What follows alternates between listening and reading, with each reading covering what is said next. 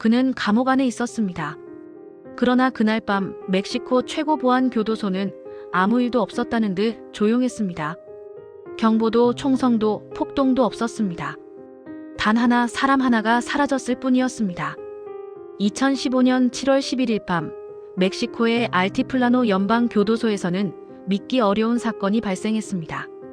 샤워를 하러 간 한 수감자가 다시는 자신의 독방으로 돌아오지 않은 것입니다. 그의 이름은 호아킨 구스만. 세계에서 가장 유명한 마약왕이자 시날로아 카르텔의 수장, 바로 엘 차포였습니다. 전 세계를 경악시킨 이 사건은 멕시코 정부의 무능함을 여실히 드러냈고 엘 차포라는 이름 석자를 다시 한번 전설의 반열에 올려놓는 계기가 되었습니다. 그의 독방 샤워실 바닥에는 작은 구멍 하나가 남아 있었습니다. 그 구멍은 단순한 탈출구가 아니었습니다. 그 아래로는 무려 1.5km에 달하는 땅굴이 이어져 있었습니다. 이 땅굴은 단순한 흙구덩이가 아니었습니다. 조명시설은 물론 원활한 공기순환을 위한 환기시설, 그리고 배수 시스템까지 완벽하게 갖추어져 있었습니다.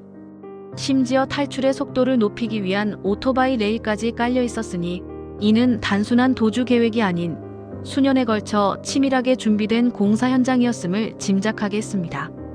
이 완벽한 지하 통로는 교도소 밖 산타 후아니타 마을에 있는 한 주택 내부까지 정확히 연결되어 있었습니다. 멕시코의 최고 보안 시설이라는 명성을 무색하게 만들 정도로 국가는 이 거대한 지하 작전에 대해 전혀 알지 못했습니다.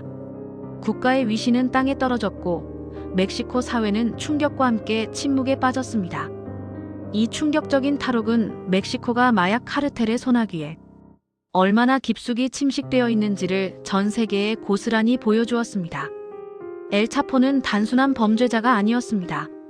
그는 1980년대부터 활동을 시작하여 멕시코 마약 밀매의 역사를 새로 쓴 인물이었습니다. 콜롬비아 카르텔들이 점차 세력을 잃어갈 때 그는 멕시코 마이너스 미국 국경을 새로운 마약 고속도로로 바꾸어 놓았습니다.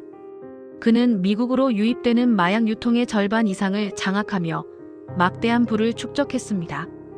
특히 국경 지하에 터널을 파서 마약을 운반하는 방식을 산업화한 최초의 범죄자였습니다. 이는 단순한 밀수가 아니라 치밀하게 계획되고 실행되는 거대한 비즈니스 모델이었습니다. 그는 오랫동안 유령처럼 움직였습니다. 그는 숨어 있었고 그의 은신처는 좀처럼 드러나지 않았으며 그는 그 어떤 수사망에도 쉽게 잡히지 않았습니다. 멕시코 정부와 미국 마약 단속국은 수없이 그를 추적했지만 그는 번번이 그들의 소나기를 빠져나갔습니다. 하지만 두 번째 탈옥 이후 그의 행동은 확연히 달라지기 시작했습니다. 2001년에도 한 번 탈옥했던 그는 무려 13년간 유령처럼 은둔 생활을 이어왔습니다. 그러나 두 번째 자유를 얻자 그는 더 이상 그림자 속에 숨어 살고 싶어 하지 않았습니다. 그는 도망자가 아니라 살아있는 전설이 되고 싶어 했습니다. 이러한 욕망은 곧 그의 몰락을 가져오는 치명적인 실수가 되었습니다. 엘 차포는 자신의 파란만장한 인생을 영화로 만들고 싶어 했습니다. 자신이 어떻게 가난한 농촌에서 세계 최대 마약 제국의 왕이 되었는지, 국가와 경찰을 어떻게 무너뜨렸는지, 그리고 어떻게 감옥을 2번이나 탈출했는지를 기록으로 남기고 싶어 했습니다. 그는 자신의 이야기가 전설로 기억되기를 바랐고 이를 위해 영화 제작을 추진했습니다. 그는 영화 제작자들과 비밀리에 접촉했고 심지어 유명 할리우드 배우인 숀 펜과의 인터뷰를 추진하기도 했습니다. 이 모든 과정에서 그는 디지털 흔적을 남기게 되었습니다. 그가 움직일 때마다 휴대전화 신호는 쌓였고 이 단편적인 점들은 점차 하나의 선으로 연결되기 시작했습니다. 멕시코와 미국 정보 당국은 이 미세한 신호들을 놓치지 않았습니다. 그들은 엘 차포의 움직임을 추적하기 시작했고 그가 남긴 디지털 발자국을 따라 그의 은신처를 서서히 좁혀갔습니다. 그리고 2016년 1월 8일 새벽 멕시코 로스 모치스의 한 주택. 치밀한 추적 끝에 멕시코 해병대 특수부대가 그의 은신처를 급습했습니다. 격렬한 총격전이 벌어졌고 엘 차포는 하수구를 통해 또다시 도주를 시도했지만 이번에는 성공하지 못했습니다. 결국 그는 다시 체포되어 카메라 앞에 끌려 나왔고 그의 얼굴에서는 더 이상 이전의 미소는 찾아볼 수 없었습니다. 그는 멕시코에서 미국으로 송환되었고 뉴욕 연방법원에서 종신형을 선고받았습니다.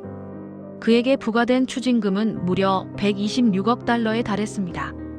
그의 마지막 수감지는 미국에서 가장 탈출이 불가능하다고 불리는 교도소 ADX 플로렌스였습니다. 이 교도소는 로키 산맥의 알카트라즈라고 불릴 정도로 삼엄한 경비를 자랑하며 그 어떤 수감자도 이곳에서 탈옥한 적이 없습니다. 아이러니는 분명했습니다. 그를 잡은 것은 정보망도, 치밀한 첩보 작전도, 내부자의 배신도 아니었습니다.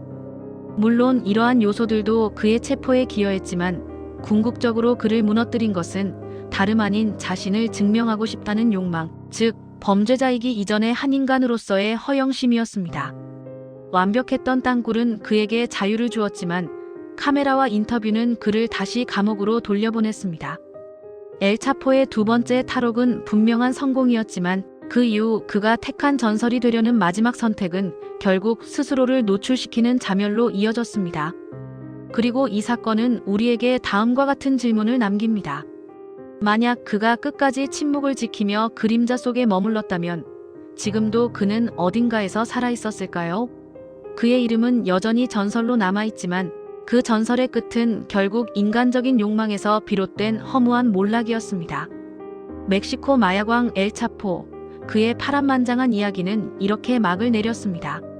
하지만 그의 이야기는 단순히 한 범죄자의 흥망성쇠로 끝나지 않습니다. 그가 구축했던 마약 제국 시날로아 카르텔은 여전히 멕시코와 전 세계 마약 시장에 막대한 영향력을 행사하고 있습니다. 엘차포가 체포된 이후에도 그의 아들들이 카르텔을 이끌며 그 명맥을 이어갔습니다. 특히 오비디오 구스만, 일명 생쥐로 불리는 그의 아들은 펜타닐, 마약 밀매 조직의 핵심 실력자로 떠오르며 아버지의 뒤를 이었습니다. 2023년 1월 오비디오는 멕시코에서 체포되어 2023년 9월 미국으로 인도되었습니다. 미국 법무부는 펜타닐의 확산을 막기 위해 마약 조직의 수뇌부에 대한 강력한 책임을 묻겠다고 밝혔습니다. 오비디오의 체포와 미국 인도는 엘차포의 시대가 완전히 저물고 새로운 국면으로 접어들었음을 시사하는 중요한 사건이었습니다. 현재 엘차포는 이미 미국 교도소에서 종신형을 복역 중이며 그의 아들 오비디오 역시 미국으로 인도되어 아버지와 함께 미국 감옥에 수감되었습니다. 부자가 나란히 미국 교도소에 수감된 것은 시날로와 카르텔에 대한 미국 사법당국의 끊임없는 압박을 보여주는 상징적인 장면이라 할 수 있습니다. 흥미롭게도 엘차포의 아내 엠마 코로넬 아이스프로의 근황 또한 많은 이들의 관심을 끌었습니다. 그녀는 2021년 마약 밀매 협력 혐의로 미국에서 체포되어 3년형을 선고받았지만 수사에 적극 협조하여 감형받았고 2023년 9월 출소했습니다. 출소 후 그녀는 로스앤젤레스의 한 클럽에서 파티를 열었다는 소식으로 세간의 이목을 집중시켰습니다. 그녀는 향후 48개월간 보호관찰을 받게 되며 여전히 엘차포의 그림자에서 완전히 벗어나지 못했음을 보여주었습니다. 시날로와 카르텔은 엘차포의 시대가 저문 이후에도 그 잔혹한 영향력을 유지하고 있습니다. 2024년 7월에는 시날로와 카르텔의 수장으로 알려진 이스마엘 산바닥 가르시아와 엘차포의 또 다른 아들 호아킨 구스만 로페스가 미국 사법당국에 체포되는 사건이 발생했습니다. 이는 미국이 시날로와 카르텔의 핵심 인물들에 대한 추적을 멈추지 않고 있음을 분명히 보여주는 대목입니다. 엘차포는 1980년대부터 멕시코 마약 산업의 중심에서 활동하며 시날로와 카르텔을 세계 최대의 마약 조직으로 성장시켰습니다. 그의 카르텔은 코카인, 헤로인, 마리화나를 비롯해 최근에는 펜타닐까지 다양한 마약을 미국과 전 세계로 유통하며 막대한 수익을 올렸습니다. 그는 멕시코 정치인들과의 유착을 통해 정부의 마약 소탕 작전을 무력화시키고 광범위한 부패 네트워크를 구축하여 자신의 제국을 공고히 했습니다. 그의 삶은 다큐멘터리와 영화로도 여러 차례 제작될 정도로 파란만장했습니다. 그의 이야기는 단순한 범죄자의 이야기가 아니라 권력과 부패, 폭력과 탐욕이 뒤엉킨 멕시코 현대사의 어두운 단면을 보여주는 거울과도 같았습니다. 그는 수십 년간 멕시코 정부의 가장 큰 숙적이었고 그의 체포와 탈옥은 멕시코 사회 전체를 흔들었습니다. 알티플라노 교도소에서의 두 번째 탈옥은 특히 그의 대담함과 치밀함을 여실히 보여주었으며 멕시코 교정 시스템의 허점을 그대로 드러낸 사건이었습니다. 2015년의 탈옥은 멕시코 정부에게 엄청난 굴욕을 안겨주었습니다.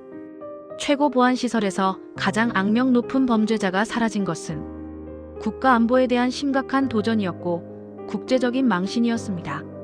탈옥 직후 멕시코는 대규모 수색 작전을 벌였지만 엘 차포는 한동안 그림자 속에 숨어 지냈습니다. 하지만 결국 그의 전설이 되고자 하는 욕망이 그의 발목을 잡았습니다. 할리우드 배우 숀 펜과의 인터뷰를 통해 자신의 이야기를 전 세계에 알리고자 했던 그의 시도는 역설적으로 그의 은신처를 노출시키는 결정적인 계기가 되었습니다. 멕시코와 미국 정보 당국은 숀 펜과의 접촉을 통해 엘 차포의 위치를 파악했고, 이는 2016년 1월 멕시코 로스 모치스에서 그의 재체포로 이어졌습니다. 이 재체포는 멕시코 정부에게는 잃어버린 명예를 되찾을 수 있는 기회였지만, 동시에 엘 차포라는 거물이 다시는 탈출할 수 없는 곳으로 보내야 한다는 압박감을 안겨주었습니다. 결국 그는 멕시코 사법 시스템에 대한 불신과 탈옥의 위험성 때문에 미국으로 송환되었습니다. 미국의 슈퍼맥스 교도소인 ADX 플로렌스는 세상과 완벽히 격리된 곳으로, 엘 차포에게는 그야말로 철옹성 같은 곳입니다. 이곳에서 그는 외부와의 접촉이 극히 제한된 채 홀로 감금되어 있습니다. 그의 화려했던 과거는 이제 벽으로 둘러싸인 작은 감방 안에서만 기억될 뿐입니다. 엘 차포의 이야기는 마약왕이라는 칭호 뒤에 숨겨진 한 인간의 욕망과 그로 인한 파멸을 극명하게 보여줍니다. 그는 가난한 농부의 아들로 태어나 세계 최대의 마약 제국을 건설했지만 결국 자신의 성공을 과시하고 싶다는 인간적인 허영심 때문에 몰락했습니다. 그의 마지막 선택은 스스로를 세상에 드러내는 것이었고, 그 선택은 그를 영원히 어둠 속에 가두는 결과를 낳았습니다. 그의 이야기는 권력과 부, 그리고 그 모든 것을 잃게 만드는 인간의 본성에 대한 깊은 통찰을 제공합니다.